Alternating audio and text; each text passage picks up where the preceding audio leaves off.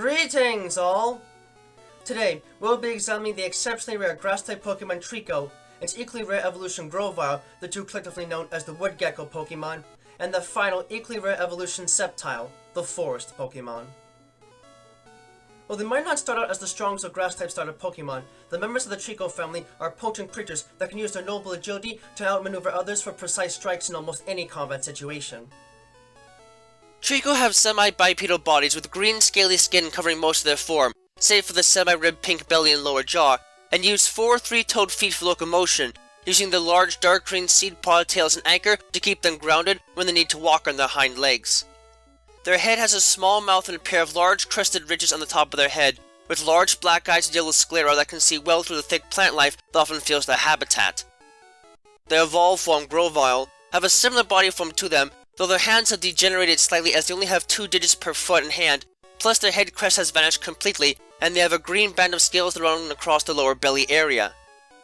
In addition, they now have a series of 3 green leaves that sprout from their wrists, a single long one that runs from the top of their head outwards, and a pair that forms the base of their tail. Their final evolution, Sceptile, retained their green scale color, but have all but lost most of their pink belly, save for a band of pink scales in the lower abdomen, have regained 3 digits on each of their limbs, with claws now visible on their toes, have a pair of leaves on their wrists, and their head has regained a 2-part crest that runs along the top part of their head. In addition, their tail is transformed into a small bristled pine tree of sorts, and they have a series of yellow spherical pods in their back used for seed dispersal. It is lastly noted that Sceptile have access to a Mega Evolve form, and in this state, their eye rims, tips of their wrist leaves, and a line running along the back turn a bright reddish-orange color as they gain stripes of the same color on the tail, with the tail's tip sharpened to a point of the same color that can be used as a projectile weapon from afar, topped off with large sprigs of green plant matter sprouting from other parts of their limbs. At a young age, these creatures' primary means of direct offense is their large tail, which is actually a huge seed casing for a parasitic plant on Treecko. This is where a significant issue of zoological classification occurs because, much like with the Bulbasaur family, Treecko have a skewed gender ratio of 1 to 8 in favor of males, and become more and more integrated with their parasitic plant as they evolve and grow older. In their current state, the plant is still encased in a huge seed pod, which is attached to Treecko at a flexible joint near the back of their pelvis. This casing is both incredibly durable and incredibly hard, making it the perfect weapon for delivering powerful pound attacks. In fact, Treecko rarely have used anything but their pound attack in the wild, as it usually does the job on its own, and while it might not be that powerful, the pod does assist them in allowing them to tell the ambient temperature in the surrounding area. Despite the presence of this plant, Treecko are extremely calm-minded and cool in mannerisms. Even against opponents much larger than themselves, Treecko possess unwavering bravery, and if an opponent glares at them, they will glare right back without conceding an inch of ground regardless of the size difference. When Treecko finally evolve, the seed of the parasitic plant finally breaks, and the parasitic plant completely invades their anatomy. As a result, leaf shoots from the parasitic plant naturally grow from these creatures' arms, head, and tail region. While some of the resulting anatomical distortions are corrected upon evolution, they nonetheless can hamper a newly evolved Grovyle's combat functions until they get used to them. On the other hand, they do give Grovyle 2 key advantages. For one thing, this allows them to learn and utilize moves that take advantage of the changing anatomy and exceptional agility, particularly the Fury Cutter, X-Scissor, False Swipe, and Leaf Blade attacks, though the first 3 require artificial assistance to fully access. Second, Grovyle in particular are able to use their large leaves in their bodies for camouflage in the wild, allowing them to hide themselves from both predators and prey alike without trouble. Once they manage to evolve into Sceptile, however, their roles essentially become reversed, as their bodies completely mature and take over the parasitic plant. In doing so, the plant itself fully matures and becomes more integrated into its host, completing both life forms instantaneously. While they retain some of the plant's leaves on their arms, which become nearly as sharp as swords as a result of full anatomical integration, their blood temperature also becomes more erratic in these fluctuations, so these beasts have to bask in the sun regularly in order to regulate their blood temperature. In addition, Sceptile lose the ability to utilize the Fury Cutter attack upon evolution, but are more than benefited by the addition of the Dual Chop and Night Slash attacks to their move repertoire after evolving, the former immediately afterwards.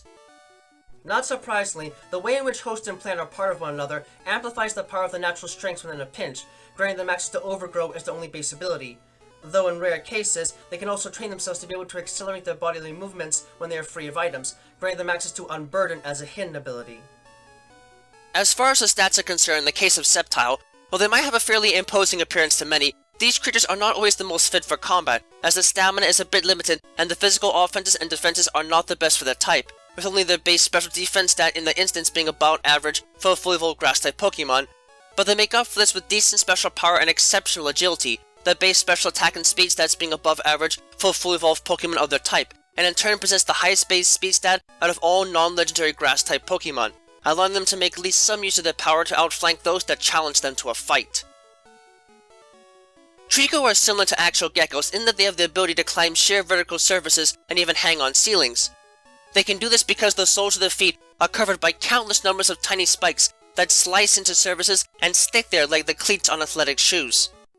This ability has led Treecko to nest up at the tops of trees, far from where predators can actually reach them, and in turn has led them to become ferociously protective of their nests and very protective of the trees around them, as spare homes are always needed when a single fire lightning bolt can destroy your current abode. Many people have come to rely on Treecko as protectors of forested lands, and often leave forest alone in their care, so long as there are Treecko actually present in the given area, though this sometimes can create issues with logging companies.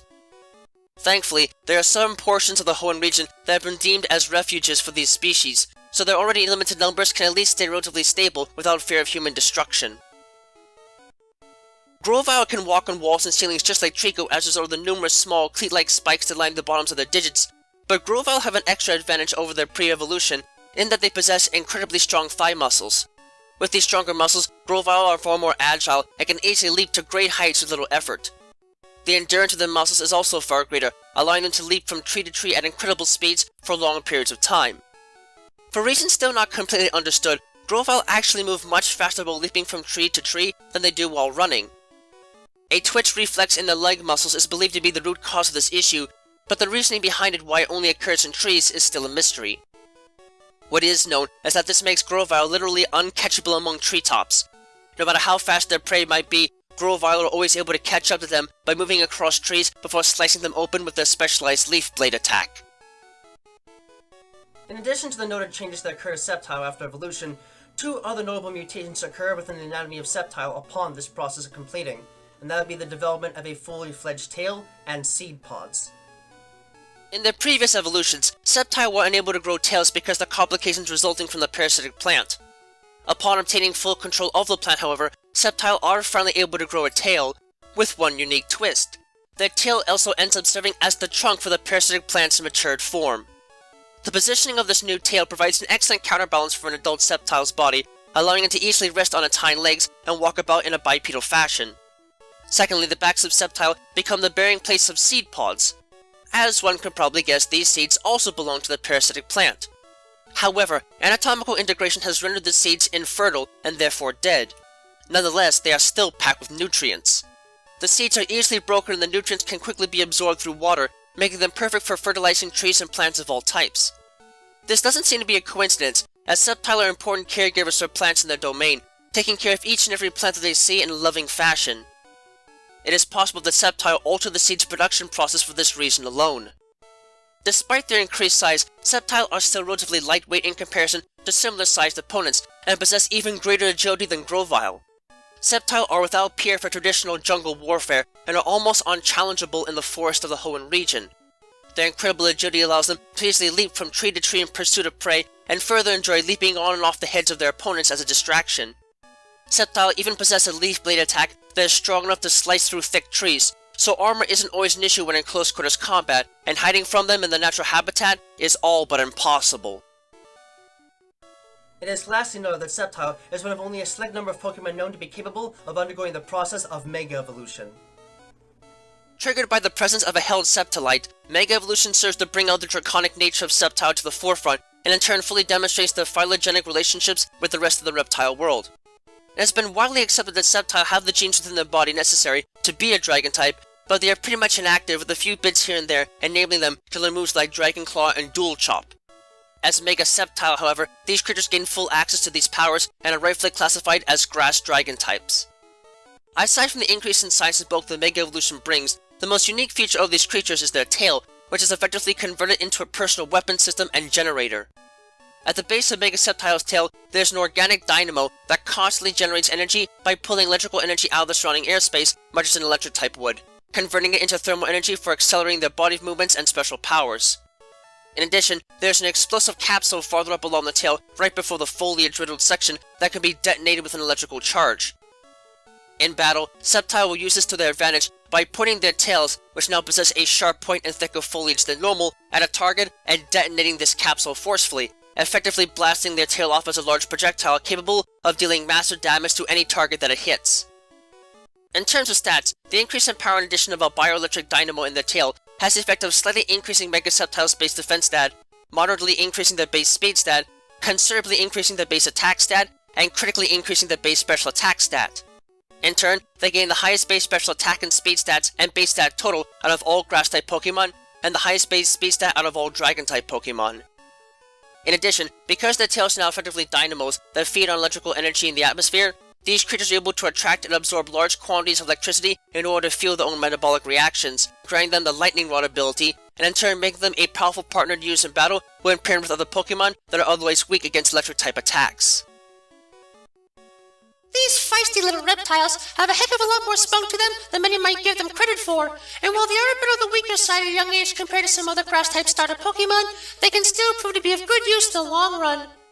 Treecko have to be honored for the sense of bravery and tact, as they will use every trick in the book available to them to make the most of their odd anatomy to bash others and steal a bit of energy in turn. Grovyle might be in an awkward biological state as they are, but the leaves can be of great use in slicing apart lesser foes, and the leaf blade attack in particular has a lot of power behind it that can help to deal with unarmored foes with ease. Even if physical attacks might always be their forte, despite the sheer number of them they actually learn naturally. And of course, Sceptile are truly walking little forest trees in their own right, their massive bristly tail and seed pods being both a clear reminder of the plant fused with their systems and the potent grass-type offenses they can bring access to, both naturally and with a bit of artificial help. Things only get even more volatile with their Mega Ball state as well, and while their explosive tail attacks might not be the most orthodox of weapons in a lot of situations, it's certainly a surprise that few opponents will see coming their first time they face off against one. It can take a bit of work in order to outfit these beasts with the best attacks to match their preferred offenses regarding stats, but given just how fast they can move, it can be more than worth in the long run if you need a real speedster that can cut apart others to great effect, or even just need a friend to help make your garden as rich and bountiful as it possibly can be. Quick on their feet, and more than agile enough to leap circles around opponents and treetops, the members of the Treecko family are fleet-footed beasts that can put their offenses to good use in a fight, even if they might not get many moves that are well suited for them naturally. As a result, it may require some investment in artificial methods of move tutoring in order to bring out the best in them, but that's still worth the price if you need the kind of speed they can offer on your team. Just do yourself a favor and make sure you keep an eye on them and try not to lose sight of them if they're off the ground. They might not mind those who just take a casual stroll through the neighborhood, but get on the wrong side and they might just slice you to ribbons while using their forest home as cover to keep you from ever seeing their strikes coming.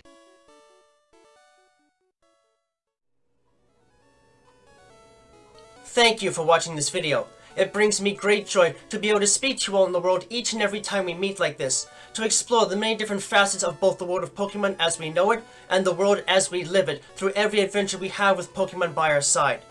If you'd like to, please subscribe, ring the bell and all that jazz, to keep yourself updated on content uploads and other materials of the like.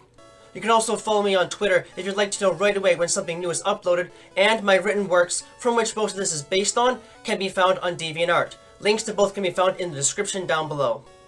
Remember that the world of Pokemon is a place full of wonder and mystery, and you never know what to expect. So, stay vigilant, keep watch, and always be prepared for the unexpected. Until next time, trainers and friends of all sorts, have a wonderful time.